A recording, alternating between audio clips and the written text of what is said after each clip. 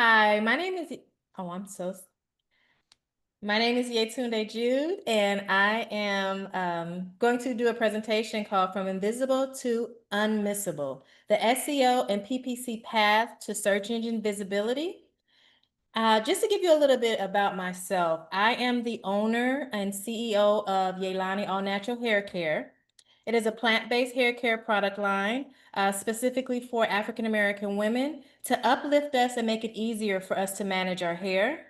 And before I created the Yelani All Natural collection, I was into internet marketing. That was my career.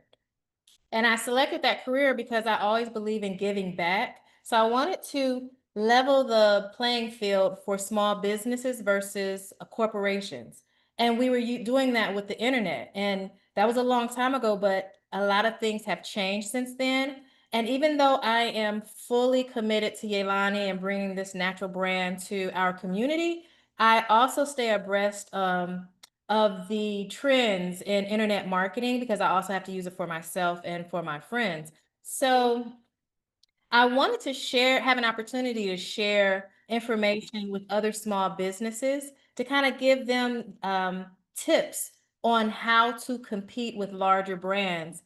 And, a lot of us have shoestring budgets because we are smaller brands and a lot of things are happening in life. So to provide a comprehensive, effective way to increase visibility on a shoestring budget, that is my overall purpose, and to save you guys money and to increase your return on investment.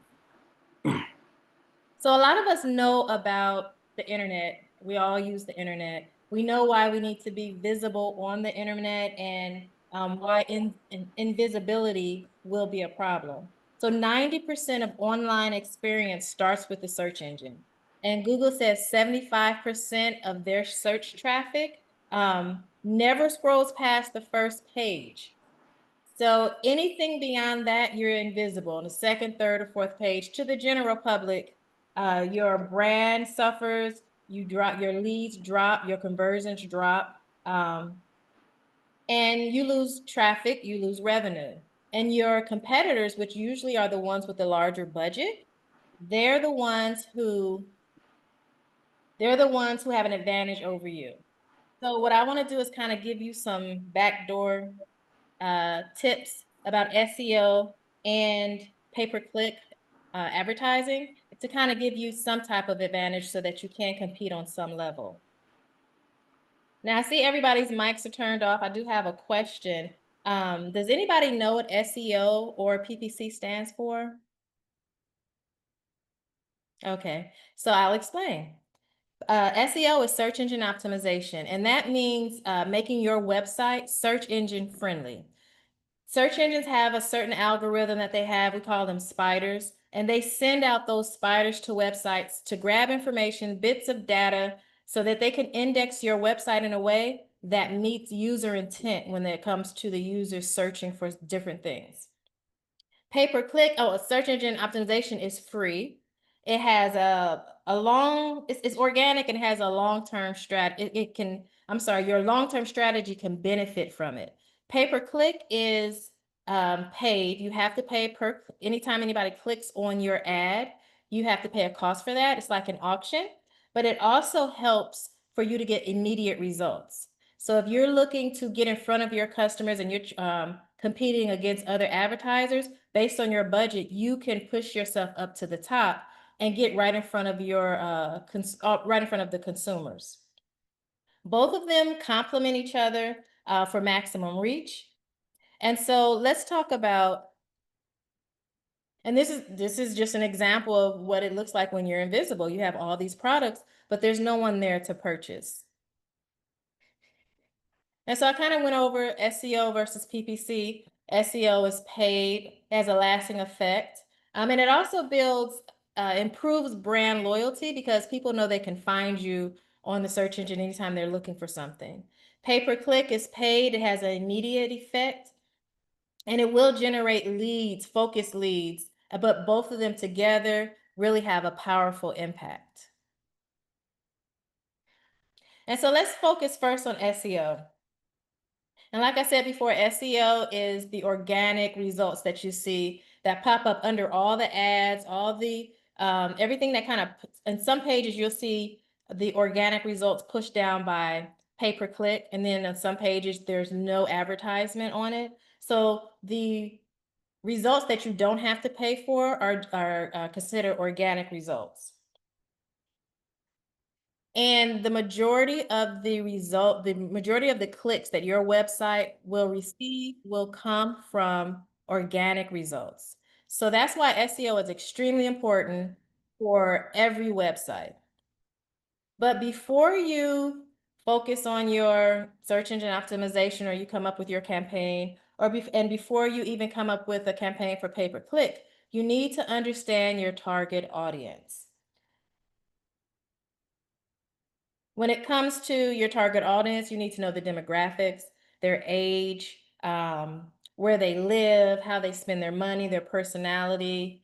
You also want to know about their lifestyle, their values, their beliefs, because that all of these things impact how they search, and it impacts the search intent. In addition to that, you want to know about their behaviors. Or do they shop online? Do they shop in the stores? Do they research online to go to the stores? And vice versa. So all these things are important before you, and all these components are going to build into your search engine optimization strategy. And after you understand your target audience, you're going to put yourself in their shoes. A lot of the times we understand the space that we represent. If you have a product or a service, and you're selling it, you know about that product, you know about the needs. You might even be your biggest customer. And a lot of times I think that warps our views on how customers spend. I'm in the hair care space, so I know about products and moisture and ingredients, and I also use my products. But there may be the average consumer that doesn't know about how different ingredients moisturize hair. They're just looking for a solution for a problem that they have. So you need to step into their shoes and understand where they're coming from. And that's where building a customer profile comes in. You need a customer profile. You're going to build that, and this helps you identify your target audience. Knowing their age, location, their hobbies, maybe even their jobs, will impact you, and it would help you understand the user intent when it comes to their activities on a search engine when they're looking for products or researching products. And when you build your customer profile, it's going to help you understand which keyword to use. So this is a SEO funnel, and it basically is a map of the buyer's journey when it comes to search engines. So when you understand the user intent, you can apply the keywords specifically based on what their needs are in this funnel. And of course, like the decision aspect of it is when they make a decision whether they're going to buy or not. Now, if they're researching a product and you have products for sale, you may want to add a component to your website that will also kind of explain your space and why your product is a better product. And that's going to go into their consideration. And then when they're at that aspect of the funnel, when you're doing your SEO strategy, you'll know which keywords to use at different stages. And let's just give you a breakdown of the SEO fundamentals. You have on-page SEO, you have off-page SEO, and you have technical SEO. So on-page SEO is basically a combination of what the user can see and also what the search engines can see. And then there's a component of on-page SEO where the user can't see, which is like the metadata in the coding. But the search engine can see what's going on the page and what's going on in the coding. So that's considered on-page SEO. So that deals with keywords, meta tags, titles, even the construction of your URL. All that plays into on-page SEO. Off-page SEO is basically, I like to say, it's kind of like the word of mouth on the internet. So off-page consists of backlinks. Backlinks are just referral links. So in real life, if you have a good product and somebody asks you about it, you'll tell them where to go to purchase it. So that's what backlinks basically are. If somebody has a website and they have your link on their website, what they're doing is referring their users to your website. And Google and Bing, those search engines, they pay attention to that. And if it's a high value website that's pointing to your website, that increases your credibility within the search engines and adds a component to push your website up in the rankings. And so that will consist of like guest posting if you are a blogger on somebody else's site, or maybe even a PR, you have a PR news piece, a press release that you put out. You can put a link to your website that points back to your website, and that press release might go on like dozens of pages or news outlets. So now you have credible news outlets pointing to your website, which increase your credibility within search engines, which pushes you up in the rankings. And then last but not least, you have technical SEO, which basically is kind of like the structure of your website. You want to structure it in a way that the search engines, they can read your data and index your data properly. Okay, so on page, like I said, on page SEO is basically centered around meta tags, title description, headings, even the on-page content, high quality content. You want to write it in a way where the user can appreciate the content, but the search engines can also index your website, your web page appropriately. And keep in mind the changes, you can make changes on a computer and on a mobile device when you're building your website. And they're not going to look the same. They're not going to load at the same speed. So you have to take that in consideration when you're creating these pages. And according to Google, 70% of their traffic in the US comes from mobile. So don't ignore mobile when you're building your websites or when you're having your websites built for you.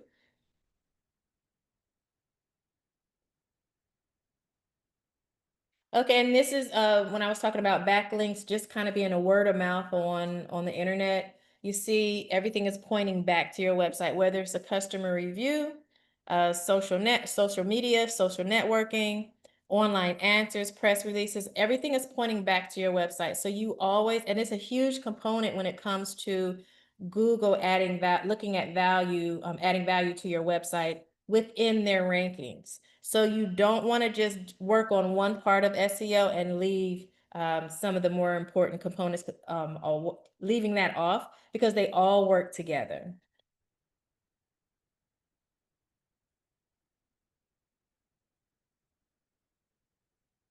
Okay, basically this is the content strategy for SEO. You want to make sure that you research keywords that align with the user intent. You have high value content on your blogs, guides, and videos because you want to become the source. You want to become the website that people point to for information. So for example, you might have someone doing a news article and they need some stats. Well, if you have stats in your blog post and they find your blog post before they find someone else's or the original source, they'll point to your source. And so they'll say, maybe you have Beautiful Shoes Inc. Well, Beautiful Shoes Inc. says 75% of the buyers like red gym shoes versus black gym shoes. And even though that stat did not originate with your website, sometimes people have a time limit. So they're not going to dig further and say, okay, well, she got that from this place. They'll just quote you. And then when people come to your site, they'll see what the original source is. So become the source. That's very important. And consistency and being relevant are important as well. You have to continue to post, continue to post, continue to post, and make sure you're posting information that is relevant to your users. And consistency is relevancy. So you want to make sure that you're doing all of these, you're posting, you're providing valuable information, you're doing the research. You want to make sure you're doing all of these together. And earlier I was saying how you have small businesses competing with larger corporations who have bigger budgets. And oftentimes certain keywords are really competitive. And so it's a large space for such a small business. So what you want to do is you want to become creative. And so we have these long tail keywords or keyword phrases that that are not as popular. So you may have a keyword that's really popular and gets thousands of clicks per day. But what you can do is you can take a variation of that keyword, which might get like 100 clicks a day. But if you optimize your website for that less popular keyword, then you'll have an advantage to kind of bring those people over into your website. And whenever someone clicks from the search engine to your website, that also tells Google that you have a credible website, and they'll start adding value to your queries. So for example, this is Google, and that's the search bar. And you just type in a keyword. Well, you'll have a drop-down menu, and these are all trending words that are related to that original search term.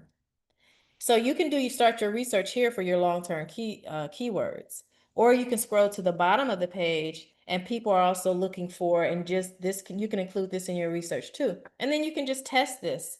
But these are all relevant and current ways people are looking, variations that people are using to look for your particular keyword. And so I just want to say a lot of this is tedious work. It takes a lot of time. And it can be a little intimidating on the front end, but it's well worth it. So you want to do the heavy lifting. You want to do the research. You want to find out about your customers. Very important and advantageous. You want to utilize, there are a lot of metrics that you can use to create a report for yourself. And there are a lot of free reporting tools. So you want to do all the heavy lifting in the beginning, and then that way, down the line, you'll just be doing maintenance. So you'll be running reports, you're tweaking ads, you're comparing ads, trying to see what's going on, or even just your keywords. You're looking at your impression rates. Maybe this format is not working. This page is working and this page is not working. Let me see what I can do to tweak the page that's not working based on what I'm seeing elsewhere. So you be able to kind of maintain all of the work that you've been doing, but you have heavy lifting in the beginning, but please don't let that deter you. Okay, so let's talk about pay-per-click. Pay-per-click, PPC is pay-per-click advertising. You have it on the social media platforms, you have it on the search engines, and it's basically an auction. You have a bunch of companies bidding on keywords, and you only have to pay when someone clicks on your keywords. But what you get is instant visibility. If someone clicks, if you bid at a high enough rank and you have a high enough quality score where your ad is showing, you have a highly visible ad in front of a highly targeted audience.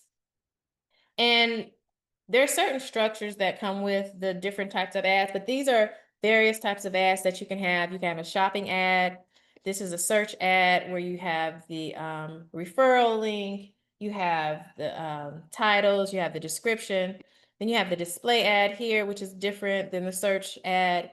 And this one is the social media ad. And when it comes to building an effective pay-per-click campaign, you want to make sure that you understand the terminology, how it impacts your bottom line, the match types, the ad copy, the structure of the campaigns, and what it all entails. And like I said, it's a lot of bits of information, but if you just sit down and look at it, you will be able to absorb it. When I started out in internet marketing, there were a lot of people, they didn't have degrees, they studied the SEO, and they were directors like in no time. You don't have to be super intelligent to grasp the concept of pay-per-click. It's just a lot of bits of information. So don't allow that to overwhelm you. I always say, if you can do it, I can do it too. And that's how I look at this. It's not, don't be intimidated by all of the different terminologies. So common mistakes people make. Well, let me just go back to when you comprehend the terminology, you will be able to develop an effective strategy. You have to remove ads that are not working. You're going to have to do continuous reporting. And I always tell people to start small. Even though you may have 10, 15 products or whatever, start with like 5 or 10 keywords. And so that you can kind of get the rhythm of how everything works, and then you can build from there. That way you won't be overwhelmed. If you already have a handle on it, that's great. But if you're just starting out and you're just starting to manage your own campaigns, start small and but be consistent with it. And some of the common mistakes that people make is overspending or buying expensive keywords. If you know you have a small budget and there are a lot of expensive keywords in your space, make sure that you're trying to find all different keywords or long tail keywords to build your campaigns around only, so that you can get in front of, maybe the traffic that's kind of in the middle or at the bottom, because they all spend.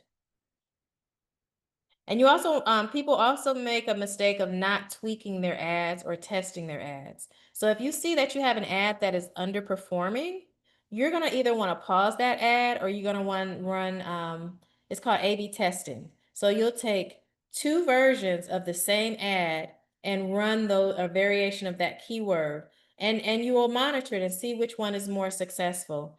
And you want to pause the underperforming ads, because all it's going to do is bleed your account and you're going to waste money. So I talked about, bleeding your account and tweaking your ads.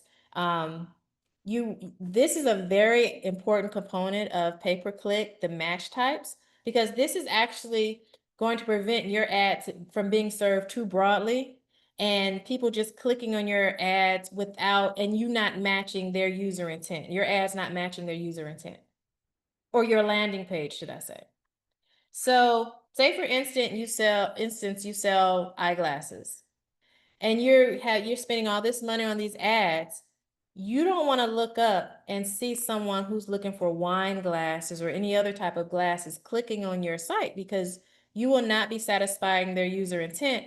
And ultimately that will be wasting your money and their time. And you don't want to do that. Or if you're selling luxury watches, you don't want somebody who's looking for a bargain on a watch to click on your ad to buy your expensive watch, and they're just trying to buy maybe a watch for a child or something, trying to spend a little bit of money. So you're going to want to become well abreast of these terms here. It will save you a headache in the long run. And this is just another example of different ads on Instagram and Facebook. And then down here we have the display ads. And then this is a search ad as well. And so it's important to have these individual what do I want to say, advertisement campaigns, but they work better together. And you can also build one based on the other information that you get when you're running your reports, your SEO reports and your PPC reports. You can work them you can do research to build up your SEO campaign based on what you're findings, what you find with your PPC campaign, and vice versa.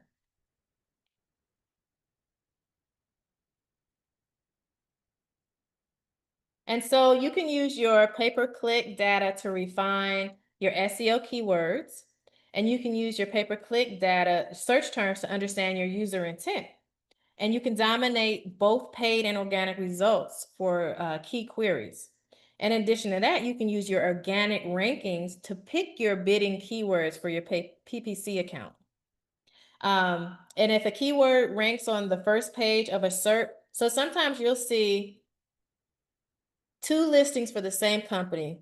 The first listing is a pay-per-click ad, and then right under it is its organic search result. As a small business, you don't want that, because you'll be wasting money for somebody to click on a page where you already rank high on. So you're going to want to pause that ad if you see that your pay-per-click, that your organic results have risen to the top. but you still have a paid ad up there, you're going to want to pause that ad to save money. But you can also use SEO keyword impressions from, okay, so let me give you an example.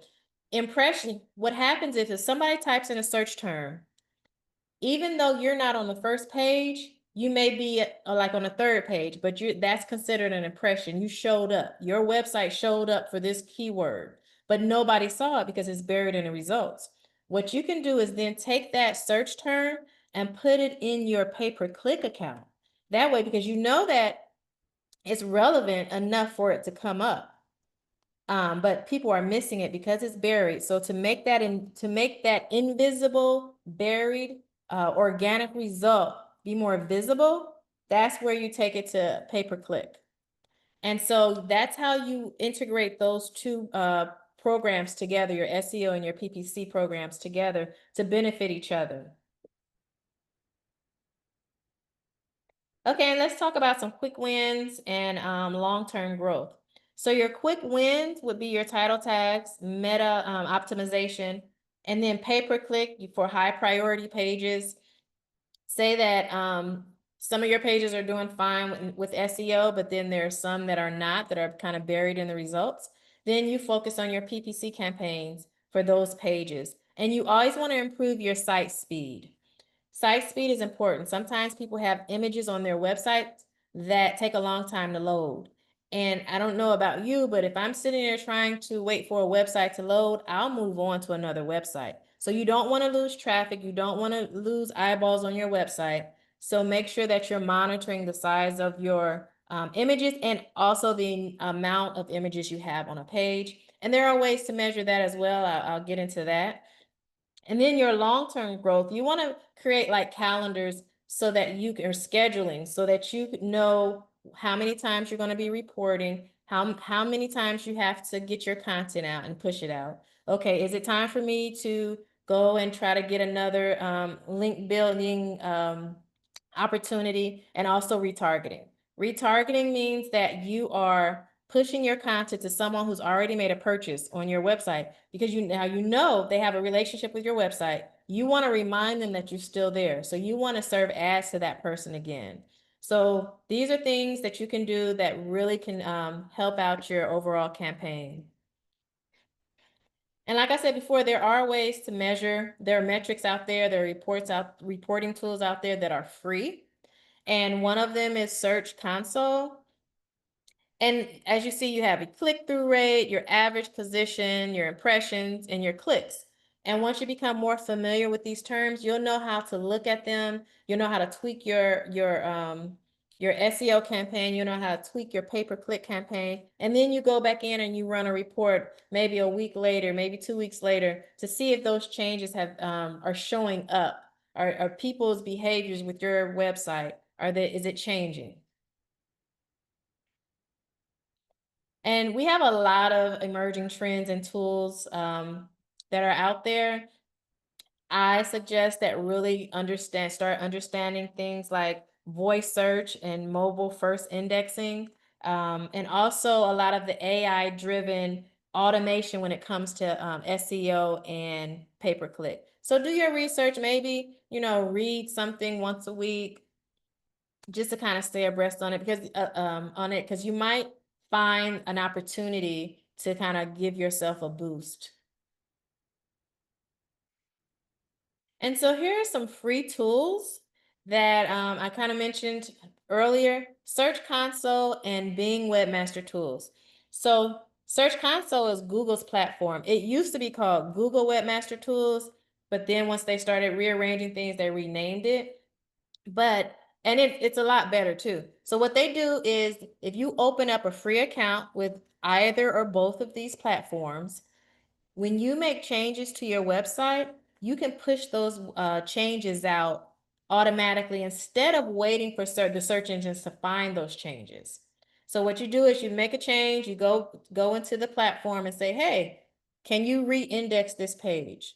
And they will re-index it. And if they find that those changes are better, they'll push you up in the rankings. If they find that you've made some changes that are negative, then they'll push you down in the rankings. But you do have an advantage of being able to make sure that your items, your changes on your websites are being indexed quickly. Google Analytics has always been good. One thing that I really like about them is they have a heat map on your, once you put the coding on your website, so you can see how people interact with your web page. Google Keyword Planner is something that you automatically have access to if you have a Google's ad account. And it basically helps you with research. You can figure out which keywords within your space are the most popular, that are coming up in the search engines, or the ones that are least competitive. And then it will also help you with your long tail keyword planning. Now, page speed insight, I was telling you about loading, how fast your website loads. Page speed is really good it's a free tool. It measures how fast your website loads on a desktop or a laptop, and on a mobile device, amongst some other things. But it's really a good free tool to use.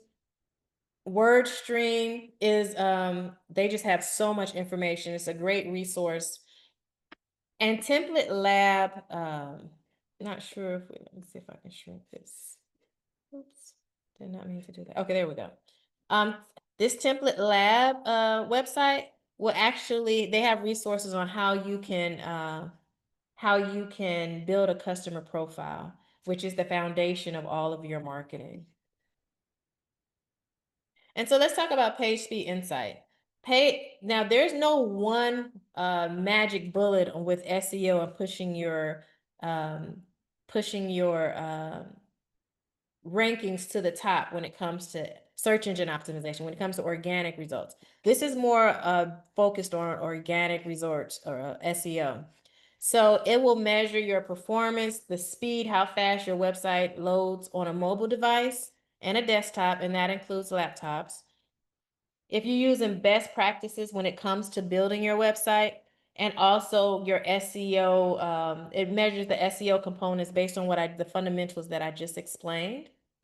And even though you can have 100 across the board, that does not mean that you're going to pop up on the first top 3 results in SEO every time somebody types something in a search engine, but it just lets you know you're on the right path. And so this is how you go from invisible to unmissable. You combine these two advertising campaigns together, and you let your SEO and your PPC support each other, and you stay consistent, and then you can start generating traffic, organic traffic for long term, and then pay-per-click for immediate results. And so here's my contact information. Yes, I am, like I said before, the CEO and founder of Yelani, but I also do consulting. I don't build the campaigns for you, but if you need some consultations or even assistance finding a contractor to help you with your campaigns, come give me a call. You can hit me up on my website or my LinkedIn or social media. So I covered PPC and SEO, but I wanted to bring in my friend Takoya. She's phenomenal, first of all. Outside of what you see, she really does a really good job with social media marketing in addition to other things. And she did not list that she is a director and a screenwriter. She probably missed, there are a couple of things that she probably missed, she didn't put up here. But Takoya, if you can just give us a little bit about what you do, in case you need someone who can help you with social media and other content marketing. Takoya. Hi. I wish that I could come on as in the video, but for some reason my video isn't populating at the moment. But thank you, Yetunde. As she stated, I am in the social media space. So I have a master's in organizational communications, and I consult with nonprofits and small businesses as well as individuals to assist them with their communications needs, whether that's creating email campaigns for their stakeholders, both internal and external, as well as creating content for their websites and social media profiles. I am a LinkedIn marketing certified specialist, so if you need any advertisements placed on LinkedIn specifically, I am certified to do that. I know the ins and outs of that platform and how to properly market your products and services to get in front of your followers and audience on that platform. So I have also the ability to create social media strategy plans if you want to do the social media yourself, but need understanding in how to structure it and how to set calendars and how to strategize to better get in front of your audience. Because I'm not sure if you're aware, but if you have an understanding of who your audience is, then you can use the social media analytics to dictate where or when they are actually most um, active on your social media profile. So I can help you to strategize on when is the best time to deliver or post so that you can actually get in front of them when they're most active on that platform. So you can best reach me on LinkedIn. I am Takoya Urbina on LinkedIn. And I also have um, a, a recommended page where former and current clients have been so graciously willing to speak on my services and their experience working with me. So you can see that there.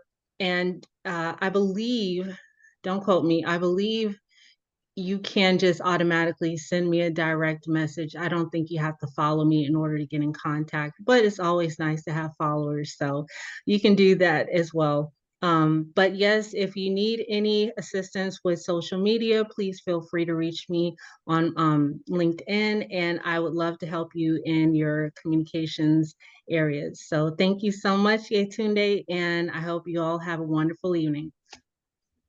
Awesome. Thank you, thank you, thank you.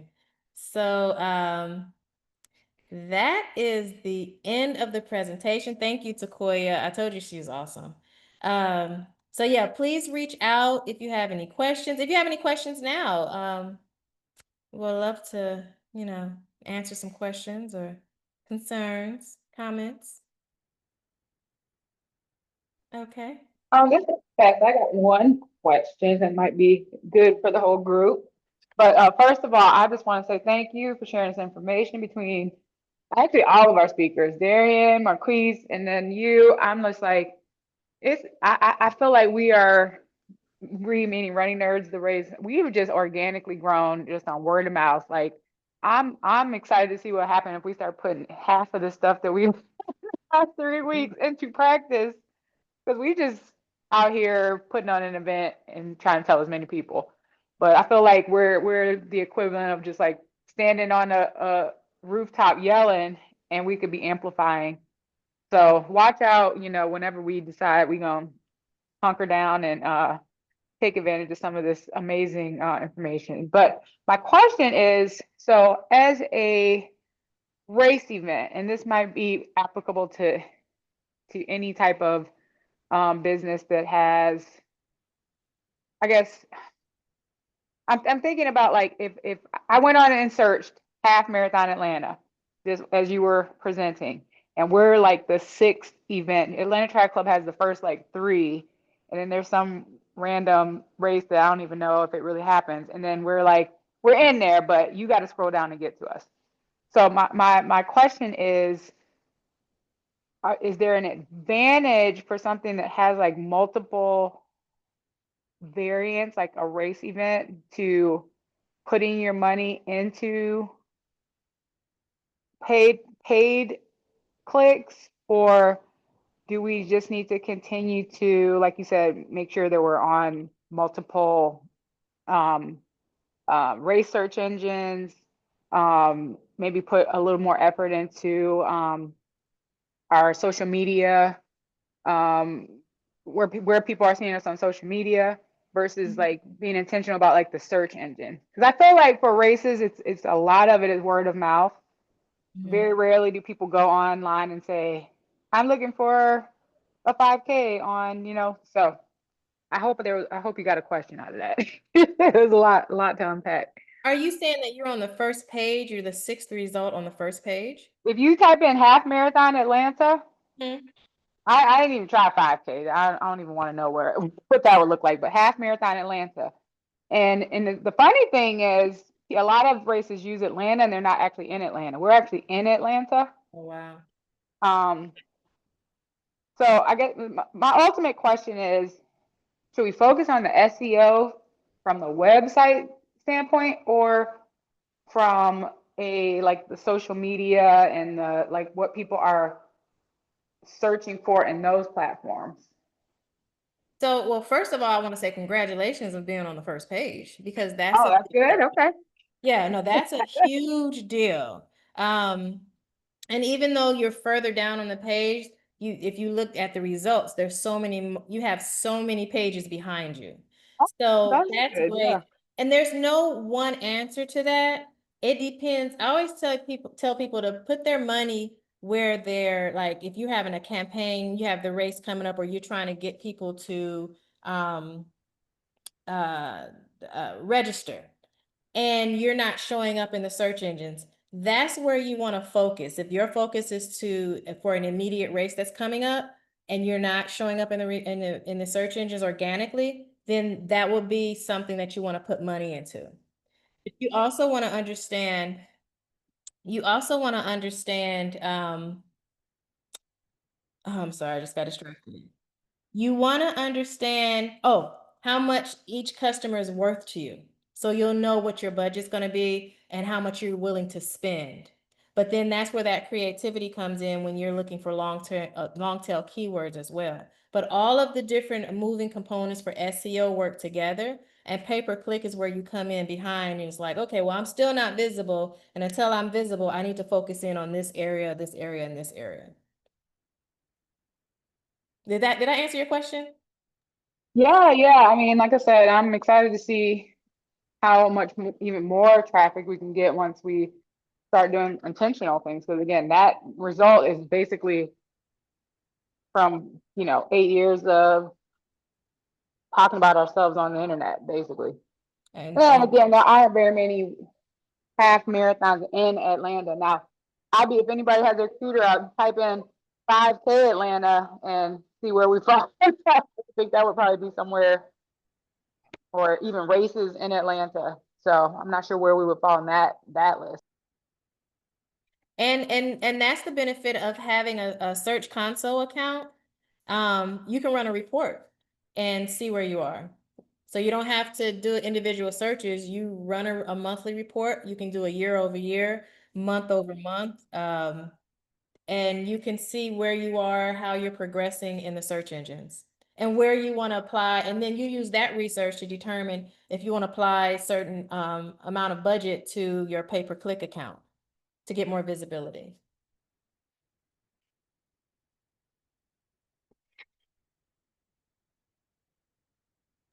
Anyone else? A quick question about, just to clarify the backlinks, and I understand it in theory. I just want to make sure I'm understanding it fully.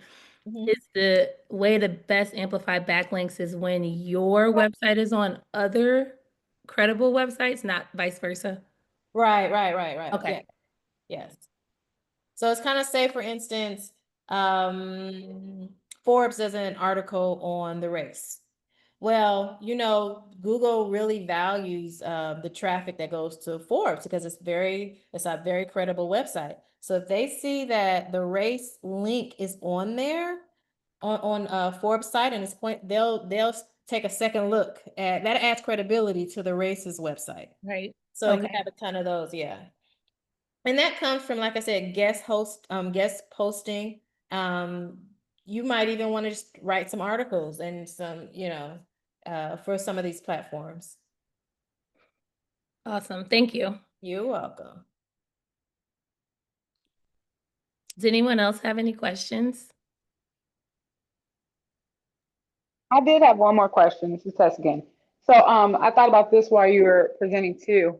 We have our website, but we also host registration on Run Signups website, which is where really you can get the most information. I would just always advise you to have a website, but that's where we're literally trying to drive traffic. So would you guess that Run Signup is doing a lot of this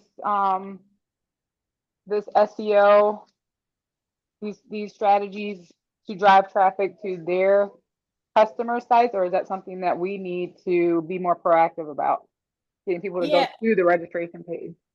So that platform, you don't own that platform. That's another platform. I do not own the platform. Okay. Yeah, so whatever they do on that site is going to benefit their website. If you have a link that points back to your site, that just adds to your backlink campaign, but it's not, what they do is not going to necessarily benefit the traffic on your website unless they're sending the people to your website. So yeah, you'll definitely have to have your own campaign. So I hope I've been helpful. That's that's my goal. I'm always here to assist, just not everybody, but you know, our community. So yeah, thank you for having me. And Takoya, thank you for coming up. I appreciate that. Thank you, Yetunde.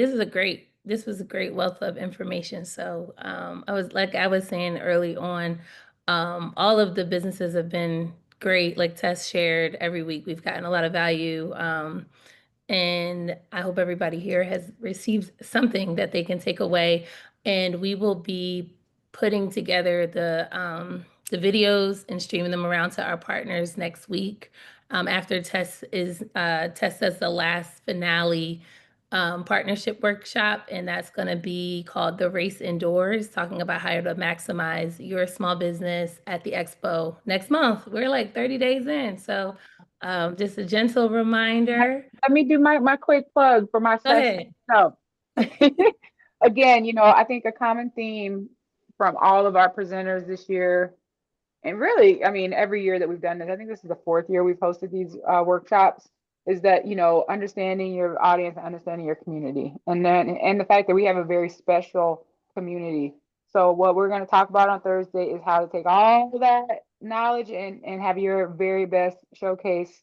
Yetunde, I certainly hope that you can make it. It's a lunch and learn style this time, so you can share any tips that you have. I know I see you get bigger and better every single year, and I really think we're going to have an extremely motivated audience. People are going to be very motivated to support your businesses, so we want to make sure that everyone has their best foot forward on October 3rd and hopefully 4th. So I hope to see everybody there. Just grab a snack. You don't have to be on video or anything. Just sit back and listen, and then we'll have questions. And like Elise said, all of the sessions will be sent out to you by early next week so that you can re-listen or take some notes. So if you're listening to this one on recording, please be sure to take a notepad out and get everything you need. Wonderful. And on record, Yetunde, you've been down since day one. That needs to be on record. You have been a partner with the race since year one. I remember when Tess came to my table, I was like, oh, sure. Yes. And I always like to note the people who were with us through 2022, like our little virtual, so that really means a lot. And I think that says a lot about this event. So absolutely. Yeah. All right, y'all. Take 10 minutes back. Have a good day on purpose. Good night. Bye. Bye. Thank you.